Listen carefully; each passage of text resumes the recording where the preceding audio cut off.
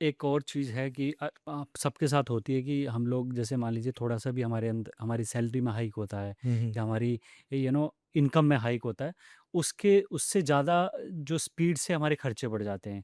तो ये जो लाइफ़स्टाइल इन्फ्लेशन है, इसके पीछे की क्या साइकोलॉजी है ना and how to deal with it?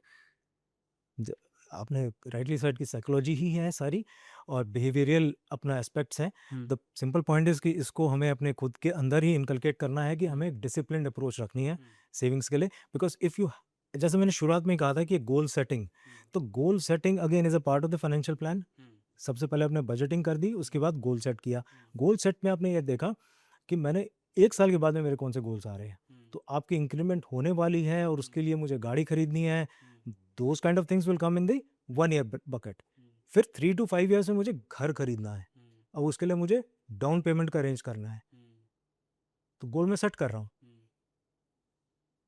7 to 10 year to 12 years time बच्चों की एजुकेशन के लिए मुझे एक्यूमुलेट करना है पैसे। हुँ, बच्चों के मैरिज के लिए, हुँ, फिर आएगी मेरी रिटायरमेंट। हुँ, तो ये 5-6 जो मेन इंपॉर्टेंट लाइफ़स्टाइल माइलस्टोन्स हैं, गोल्स हैं, उन सबको सेट करना है।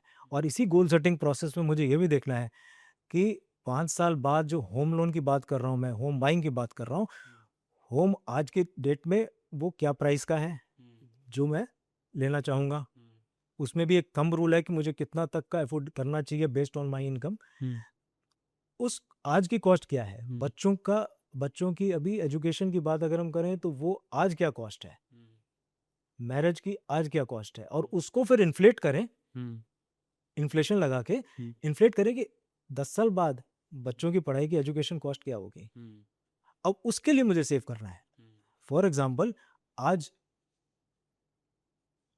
एक फॉरेन एजुकेशन या इंडिया में भी एजुकेशन 50 लाख या 1 करोड़ या 70 लाख की आपकी 80 लैक्स की एजुकेशन के लिए मुझे खर्चा चाहिए। But that is the cost for of today. Hmm, so 80 lakhs to be inflated और वो मुझे दिखेगा करीब वो 1 करोड़ 70 लाख चाहिए मेरे को एक्चुअली में। Hmm, because by the time the child has grown up hmm, और उसको एजुकेशन की रिक्वायरमेंट है, तो मुझे 1 करोड़ 70 लाख चाहिए। हुँ, अब वहाँ से मुझे बैकवर्ड हुँ, कैलकुलेट करना है हुँ, कि 1 करोड़ 70 2 करोड़ की सेविंग के लिए हुँ, मैं कितने पैसे आज इन्वेस्ट करूँ at a reasonable 10 to 12% hmm, of return so that I can reach the goal comfortably.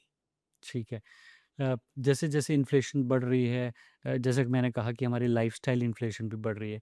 कौन-कौन सी ऐसी हैबिट्स हो सकती हैं, कौन-कौन से ऐसे चेक्स एंड बैलेंसेस हो सकते हैं जो अपने बिहेवियर में लाई जा सकें कि हम लोग रेगुलरली एक रेगुलर इंटरवल पर वो चेक करें कि हमारे जो ये अ, आदतें वो सही हैं कि नहीं। जैसे हमने कहीं ओटीटी का सब्सक्रिप्शन ले रखा है, हम भूल गए हैं, कहीं पे हमने कोई और खर्चा पाल रखा है, भूल गए हैं, कोई है ना? इस तरह की सब्सक्रिप्शन ले रखी हैं। कौन-कौन सी ऐसी 3, 4, 5 आदतें हो सकती हैं जिनको हमें रेगुलर इंटरवल पे चेक करते रहना चाहिए जिससे कि हम थोड़ी बचत कर सकें? जहाँ-जहाँ आपके एक्सपेंसेस हो रहे हैं, जो एक्सपेंस हेड्स हैं, जैसे मैंने फिर शुरू में कहा था कि आपने बजटिंग के टाइम पे हुँ, एक्सपेंस सारे बना के रख लिए थे। हुँ, तो एक्सपेंस हेड देखिए हुँ, कहाँ-कहाँ मेरे एक्सपेंसेस जा रहे हैं, क्या वो बहुत ही एसेंशियल है मेरे को अपने लाइफ़स्टाइल को मेंटेन करने के लिए या उसको अवॉइड भी कर सकता हूँ। Hmm, discretionary and non discretionary hmm, expenses hmm, आपने हेड बना लिए।